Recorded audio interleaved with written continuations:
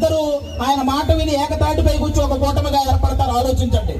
ఎందుకంటే 14 సంవత్సరాలు సీఎం గా చేసిన అనుభవం ఉన్న చంద్రబాబు నాయుడు గారు ఒక పక్క, 10 సంవత్సరాలు పిఎం గా చేసిన అనుభవం ఉన్నటువంటి మన మోడీ గారు ఒక పక్క.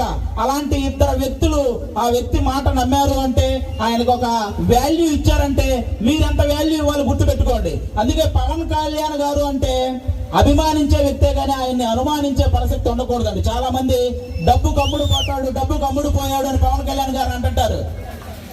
పవన్ కళ్యాణ్ గారికి లెక్క గట్టి డబ్బిచ్చే దమ్ము ఎవరికైనా ఉందండి? ఆయనకి లెక్క గట్టగల దమ్ము ఎవరికైనా ఉంటుందా? వరుస పెట్టి 20 సినిమాలు తీశాడంటే ఆ 151 మందిని ఆయనే కొంటాడు. అలాంటి పొజిషన్లో ఉంటాడు పవన్ కళ్యాణ్ గారు.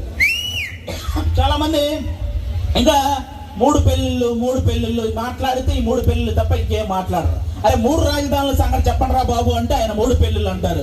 ఇంకా అదే ఇప్పుడు ఆయన చేసుకున్న